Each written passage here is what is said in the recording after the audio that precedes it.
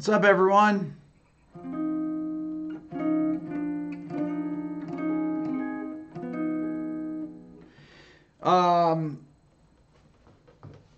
Sorry about the live stream last night, those of you that were on it, because played a little too many songs that are copywritten. I'm not sure which one. I didn't even bother to look, honestly. I played so many songs on the live stream. I just kept going from one to the next. They're all copywritten songs. Well, of course, right? They're all major label tracks. But I had a great discussion. Those of you that were on the live stream on the second channel last night, it was fun. We talked a lot about mixing. Something with chorus bass, exactly.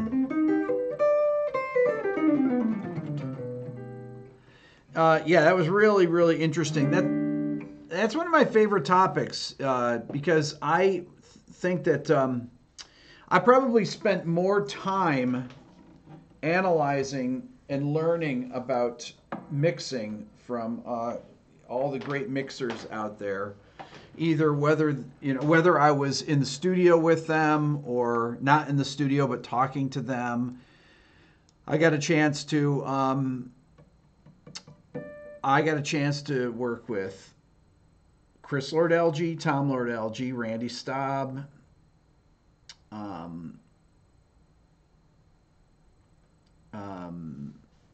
Jack Joseph Puig. I got to work with all the big mixers. I mean, pretty much all the big mixers. Not so much the pop mixers, but all the guys that mixed rock albums. I got to work with, which was really, really insightful. I worked with Jim Scott, who was a big engineer that did. He did some of the Tom Petty records that were really big. It was the Rick Rubin ones. He also did. He did Dream of the Blue Turtles. He actually engineered that. So, and I would ask these guys questions constantly about stuff, and they were, it's interesting because Randy, because Jack Joseph Puig, for example, was I think he was Glenn Johns' assistant, and I asked him about the Jellyfish record because he produced that, and hold on one second. He said I asked him about miking the drums for it. He also he worked with the Crows. Hold on.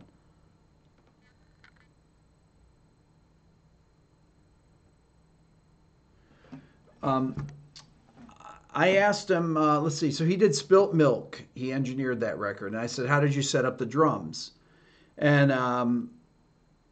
And he said, he walked me out to the room. They had a drum set up. His room used to be, Jack Joseph Puig used to have a room at Ocean Way. I don't know if any of you ever saw his setup that he had. He had kind of a custom Focusrite board with a ridiculous amount of outboard gear. I haven't heard anything about him in years. I don't know what he's doing, to be honest, but he brought me out there and he told me about the Glenn Johns miking techniques. When I worked with Randy Staub out in Vancouver, he engineered the Metallica Black album, and I asked him about that. I said things like, how do you get your mics to carry the distance of the room, to have that really open sound? And he told me the story about, they have it in the video where they went to all the hardware stores in Vancouver and bought every piece of plywood they could find. They shellacked them and they put them all around the studio to make it more live. But he showed me kind of his overhead mic setup and how he'd use the room mics there when he recorded Lars, because we were in the same studio we were working in, and most of the guys were incredibly helpful, really, really, really helpful, and would answer questions. I'm not sure why. I mean, it's not like I was a young producer, but they didn't know me really because I was just starting to, do some records that had done okay, and I had always heard most of the guys were very secretive about stuff, but I didn't find that to be the case. When I've seen them on other things, though, guys like Andy Wallace that I talked about last night, when he talks on the Mix with the Masters thing where he's demonstrating his techniques and he's mixing an Avenged Sevenfold song, it's just not exactly that's not what he does, really. He wasn't using the same samples. He wasn't using the same effect on the bass. He wasn't using his SPX 90. He used the Dimension D. He had approximated, apparently the SPX 90 was very noisy, so he didn't want to use it for that. So let's see. Bill has a question about recording intimate acoustic guitars. The last session had an issue with the guitars breathing showing up in the tracks. I've encountered that plenty of times.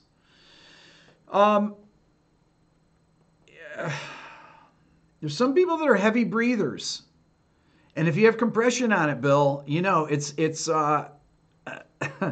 it's tough. It's really tough. It depends on the part. If it's a really quiet part, it's hard to get people where they're not breathing. What I do with that, I don't know how. We're using one mic, or we're using a spaced pair, or we're using a stereo miking technique, because one thing you could do as an idea is get something, even if you're not recording it. It might be uncomfortable for the guy. If you notice that it's happening, is that get an SM7 with the windscreen and put it up there so he keeps his head upright when he's playing, and he's not going down like this and breathing. Because if they're breathing hard, single mic, if they're breathing hard and you have some compression on it, it's a sensitive mic and it's a quiet part, you're going to hear the breathing. And that's what you don't want to hear. A couple of things you don't want to hear in an acoustic guitar track. I don't want to hear any foot rumble from tapping their feet. I don't want to hear any, I hear stuff, breathing, lip smacking, things like that. People that do it unconsciously, if it's exposed in the mix, it's tough to, there's really, you got to recut it. Unless you want to live with it. I breathe through my mouth and put a scarf around my head. There you go.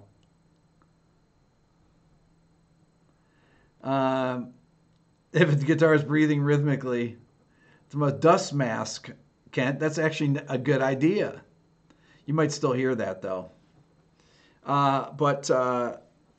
Yeah, that's it depends on how full your mix is and how hard that they're playing.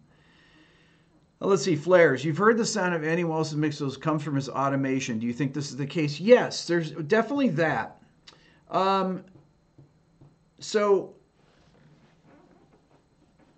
he definitely automates, and he's talked about this, but I know this to be true, that he automates his crashes all the time. A lot of times he'll go up 6 dB. So every crash, he'll go through the song and he'll write in the part, and every crash, and then ride it back in. Because what he doesn't want to do, this is one of the things when you're mixing a drum set, his concept is to get everything as clean and punchy as possible by using gates. Put samples in where you need it to feed the reverbs and to really make the sound consistent. And then ride the cymbals up, the crashes, so they have a nice decay to them. But what he doesn't want to do, he wants to bring it back so that the snare reverb is coming from, not from the rooms, but so he can control it. So that he control the length of the room if he's using an artificial reverb like a PCM 70, a small room on that or something, or if he's using his lexicon. So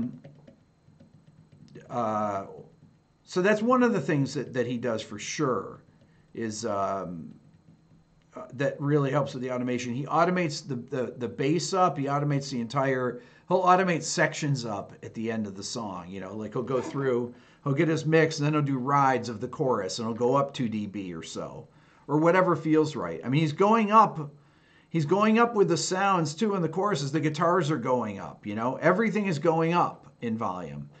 Now, you're also hitting the bus compressor harder there, because if you're mixing into the bus compressor, which he does, most of the guys, almost all of them, the big mixers put the bus compressor on right at the beginning of the mix. Chris Lord-Alge talks about it. He says that he does it because he doesn't want to have get a blast where it's, because you can really mess up your ears. And these guys make their living with their hearing.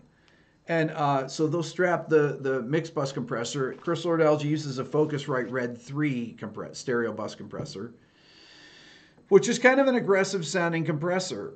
But he mixes through it. Andy Wallace mixes through the G Plus in the console or a C2, an Allen Smart C2 stereo compressor, which is basically just a copy of a SSL G Plus compressor.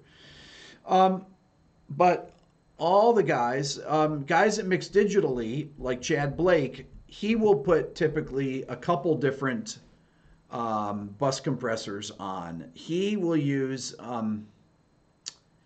he uses the ML4000 plugin because he's all in the box. He has a Digidesign.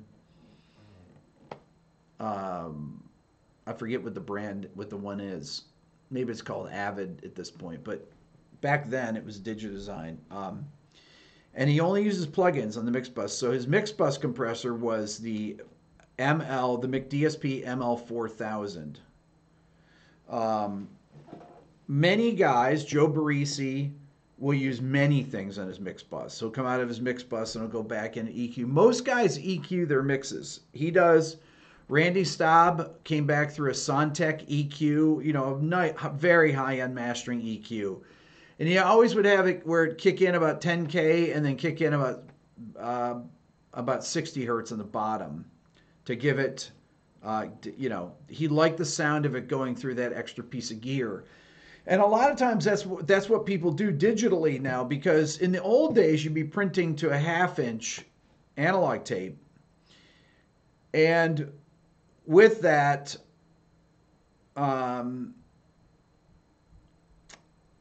you get that natural tape compression on it. So the guys are wanting to go through that extra circuitry to add that warmth to the mix if you're going to be bouncing down digitally. So if he's going through a big, EQ or, something to warm it up. Joe Barresi has a lot of stuff. He is a gear hound, man. He's got a ridiculous amount of stuff. Yeah, the sound is consistent, Flair. Yes, but automation is very big. A mix without automation is not a mix. Now, you can have people, the most important thing is for people to automate their playing and actually get louder in the chorus, or wherever, or play with crescendos. A lot of people do not do that. I try and get the parts as close as they can be and then do the automate the entrances to choruses and things like that, riding the guitars up, riding the bass up, riding the fills up, or the kick and snare, whatever it needs,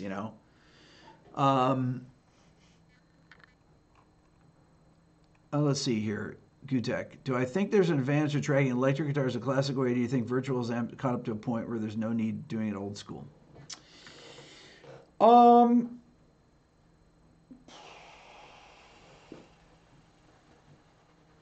Well,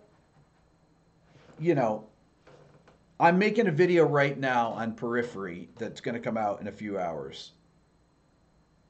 I'm doing a mix off their last record, and all the guitars are tracked through an Axe Effects. Okay? They have amps, but they use the Axe Effects on it, and their guitar sounds are great. Could they get the same sounds with real amps? Absolutely. Could they get the same sounds with plugins? Some. The plugins I like, I said the other day, UAD makes great amp simulator plugins. Some of them are from Softtube. They're very good, though. I prefer to use real amplifiers because I know how to use them, and I own them, and I'd rather just use them. And honestly, it's just as fast for me to mic a cabinet up, throw it through a mic pre. It's so easy. It doesn't really take any longer. It takes me longer to press the buttons on an Axe Effects. I have an Axe Effects. I never use it. It would take me longer to press the buttons to do that and come up with a sound that I liked. So you heard to even put reverb on the master bus. Well, I don't know how often that happens. I've done that personally, but I wouldn't say that many people do that. That's not a common thing. Gutek, you're more efficient with an actual amp. They're just easier to use. I have a lot of them. You turn them on. If they're in good shape, they sound killer. I mean, if they're good amps, they sound great. You know, plugins are, I'll tell you though, I mean, I'm always recording in DI. But I'll be honest with you. Reamping, to me, doesn't sound good most of the time. I've almost never been happy with a reamped guitar sound. I think that I'll take a DI and put a plug-in on it, and it can sound fine. An amp simulator on it. I can take a DI and run it back through the Axe effects, and it'll sound fine. But I feel like I really feel like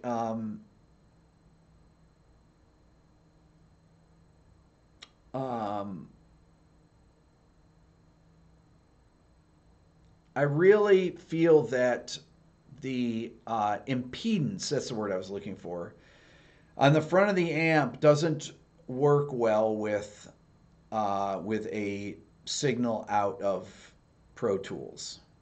Okay, so run back through a reamp box. There's a few different reamp boxes. You can get a Radial makes one that they have a drag knob on it. It's to actually adjust the impedance.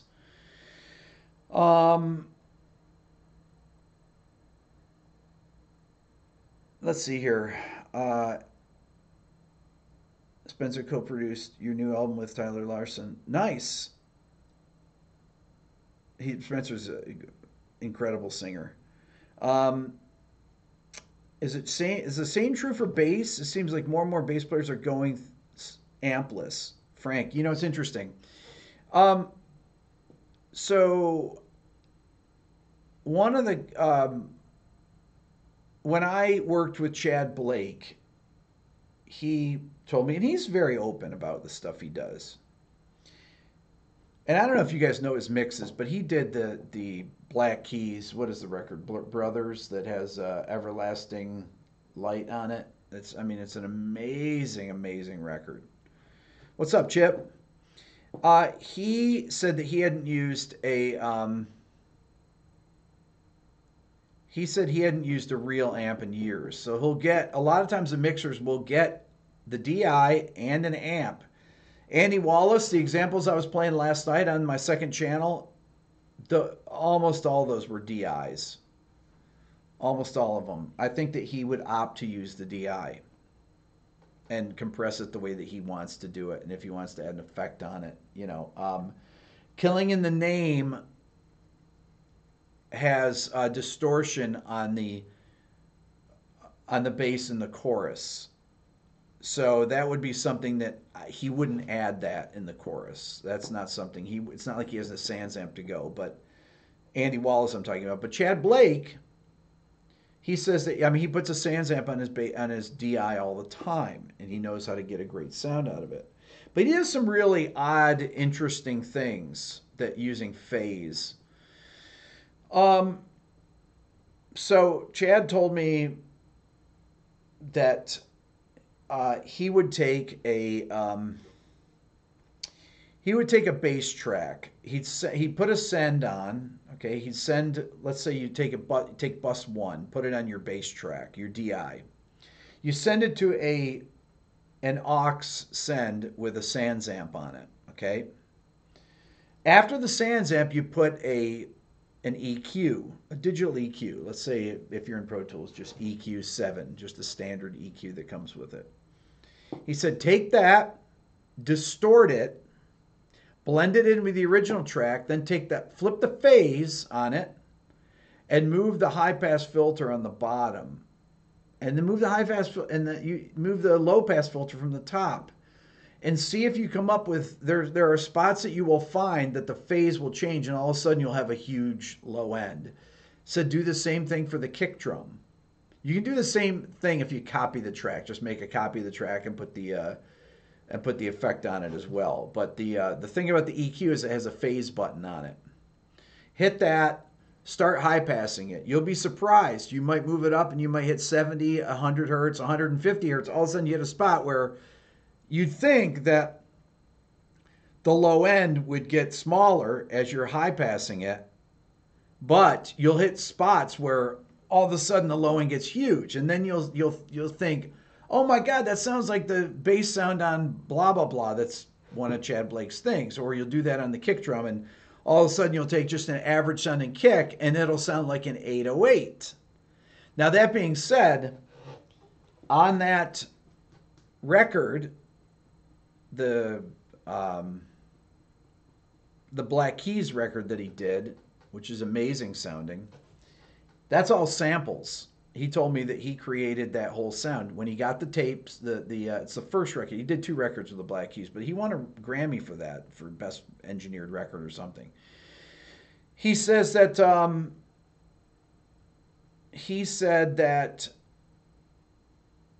when he got the tracks, all the toms were really dead. They did it at Muscle Shoals. They had these black hydraulic heads they used in the drums. They were dead. They had no tone to them at all. And so he decided to put samples on them. Now they sound so organic. They're amazing sounding, the drums on that record. And I said, come on, there's no samples. He said, yeah, they are. And then he would put distortion on them. And the record just sounds phenomenal. It sounds huge. And he always would have massively big bottom end, really in control, but super thick low mids. Gutek, do I like Terry Date? Absolutely. You feel like he's overlooked frequently. You know, I think that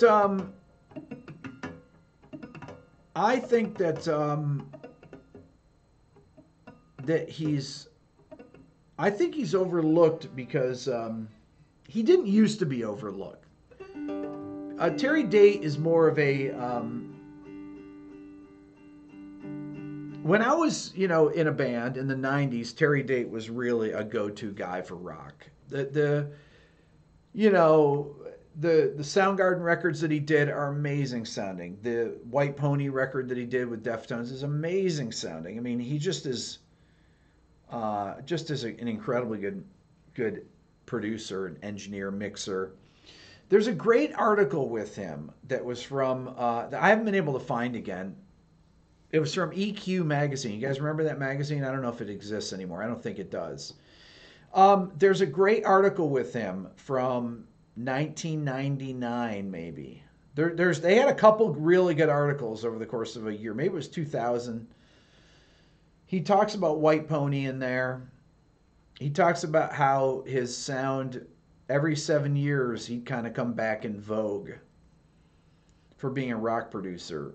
And he was on his 3rd time around the block. They also had a great article with Dave Jordan where he talks about how he mics amplifiers. And it's very informative, I think. Dave Jordan, he talks about using a 3-amp setup because he did Alice in Chains Dirt, which has great guitar sounds. He talked about, at the time, he would use 3 different amps for one distortion sound. He'd use something like a Mesa, something with big bottom end for the bottom end. And he'd take that sound and he would low pass the top end of it. Then he'd use a Marshall for the mid-range, okay? And he might high pass the bottom. And then he would use, he might blend it with something else for the top end. This is Dave Jordan I'm talking about, but he talked a very, very in-depth about his guitar sound. And Terry Date, try to find that one. I've looked for it. I can't find it. I have it somewhere. I actually have the article, but it's a great article that he talked with him. So look for that, Gutek, because that has a lot of things that you want to know in it. I'm trying to interview Terry Date. So when I interview him, we will find out the answers to all these things. Okay. Um, Peter Collins, bass and drum sound. Yes. So Peter Collins not only did Operation Mindcrime, but he did Empire, which is incredibly good sounding, a great sounding record. And you know what the funny thing is? I met Peter Collins. He's a British guy. I met him when he was producing the Indigo Girls, because he produced a few Indigo Girls records, which I thought was so weird. If you look at his discography, it's incredibly varied. It's really, really varied. The Indigo Girls and Queensryche. But I'm going to do a video on Jet City Woman because I love that tune, especially since it uses it's got some flat 9 intervals in it. It's got that interval in it.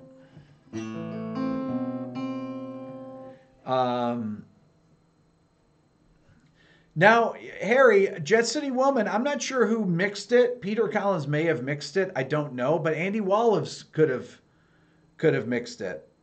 I'm thinking Jet City Woman, you know. Jet City Woman.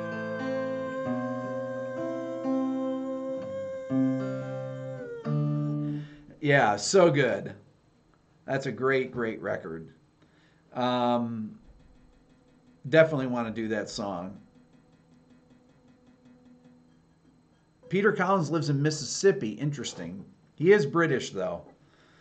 I met him probably 2005. He used to come to Tree Sound, where I used to work out of here in Atlanta, a lot. He was there a number of times. And nice guy. Nice guy. How about Silent Lucidity? Yeah. Well, Silent Lucidity... Jet City Woman, I think, is really interesting because there's a lot of different there's a lot of great tones on that, and that's a really informative track. I think more than Silent Lucidity is. You might have found that Terry Date article. Awesome. Yeah, that's a great article, and EQ did some really good. They did some good features back then. Stuff that you don't see done now. I don't think that, Sound on Sound, they do the interviews, but they don't get in depth in the same way. I don't think that, it might be Powerman 5000. I don't remember. I'm not sure. Was it from 99? Gutek? Because I think that's when it was from. I can't remember exactly. I'll find it. I have it. I actually have the article, and I have the Dave Jordan one. But I'll show it on here. I'll try and find it. I think it's in my lounge here. These are things that I go back and read even today. Like, I want to read the Dave Jordan one again.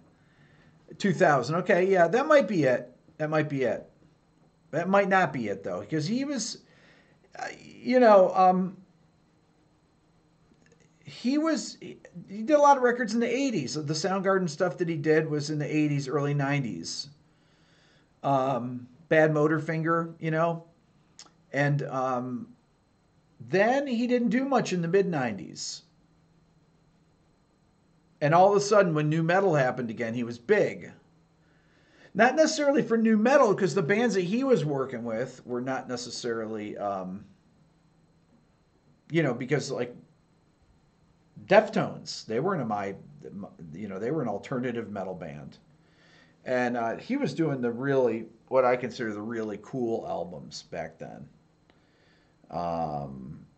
So yeah, I really like Terry Date. I want to try and interview him. I think it would be absolutely fascinating. Harry, that makes total sense. Amazing songs. Bass tracks you played reminded you of the Jet City Woman bass tone. Flares, you love Don Gilmore records. Don Gilmore is super talented. Okay, so I'll tell you my Don Gilmore story.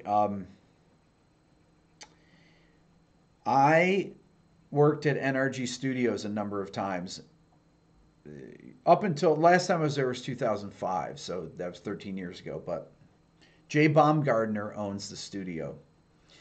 Don Gilmore did a lot of his records there. He did, obviously, the first two Linkin Park records he did there, he produced. He did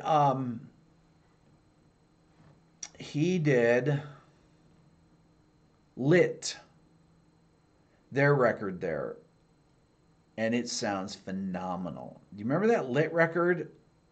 Dun dun dun dun dun dun dun. I should really do one of those songs. The snare and everything is killer on there. Brian Malouf actually mixed that record. And Brian's a great guy. I haven't talked to Brian in years, but he is an incredibly nice guy.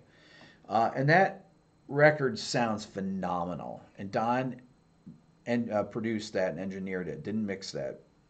Didn't really mix his records. You know, Andy Wallace did the first two Linkin Park records, but his guitar sounds were just incredible. His bass sounds, everything. He had the bass that they would use a lot of the time would be his, he had a 5-string,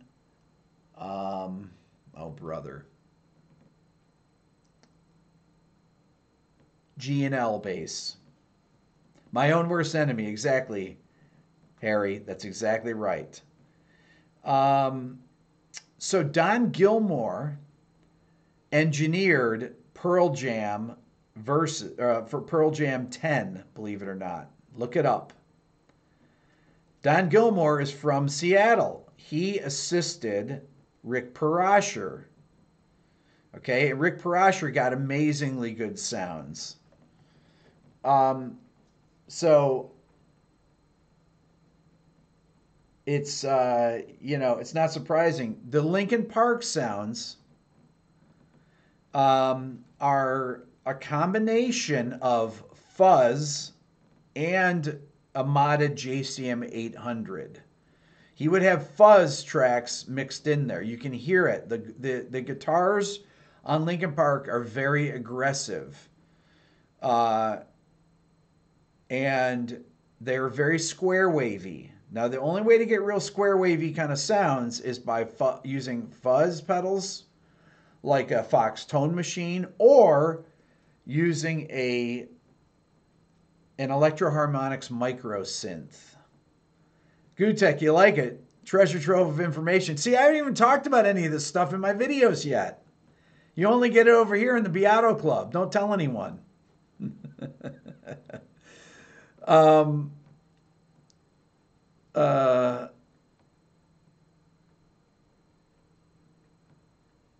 So I have a picture because I went in when Don wasn't there. I took pictures of all his gear. He owns almost no gear. None. I couldn't believe how little gear he owns. Next time I come on here next week, I'll pull up my pictures from there. He owns about 3 guitars. He owns an EMI compressor, which is the correction. Go tell everyone. That's some spy stuff. He owns an EMI bus compressor or compressor that he would use on the drum sub. It's the Chandler TG1. They're $4,000, but he has an EMI version of it. He had almost nothing. I have pictures of his racks, and he zeroed out the board every night when he left. His assistants would. So if anyone come in, they wouldn't know what he did. He was unbelievably secretive, but I took pictures of everything, so don't tell anyone. I couldn't believe how little gear he had. Flood made some amazing sounding recordings, Harry. That's right. Flood, and people don't know this, just like Don Gilmore was on Pearl Jam 10, Flood was on Joshua Tree.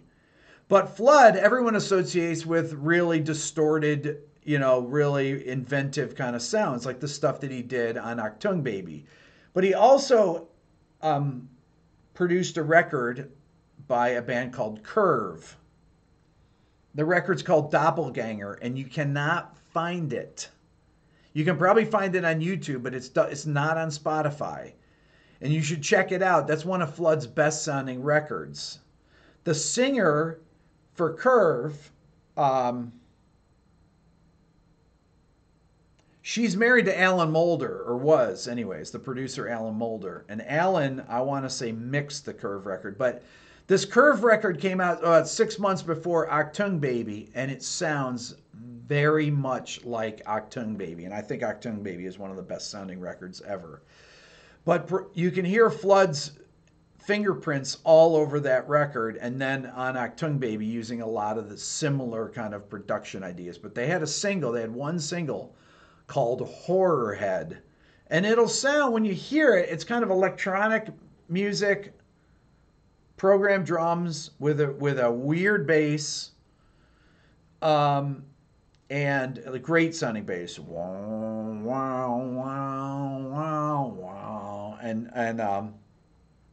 And then my Bloody Valentine style, what I call sonic clouds of guitars, just beautiful distortions with feedbacks and amazing sounds.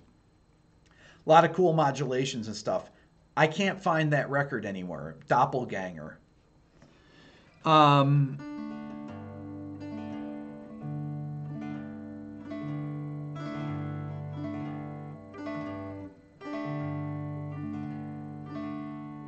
Man, you guys are all pros on here. I like this. You guys know this. This is great. I like people that know these. I didn't think anybody knew Flood or any of these people anymore. It's awesome. Now you're starting to really get into where my knowledge is. I haven't even told anybody all the good stuff yet, even with 540 videos. I'm just getting to all the good stuff now. All right, I got to go. You guys are the best. We're going to talk more next week. I'll show you Don Gilmore's setup. You won't believe his racks that he had, what is in them. Don't tell anyone. Why don't I do more on U2? I will do more on U2. I am the U2 expert, which is hilarious that I've never talked about U2. But when I do, people are going to think, oh my God, how does Rick know so much about U2? Am I on late tonight? I might be. I don't know. We'll see, Chip. We'll see. All right. Thanks, everybody. You guys are the best.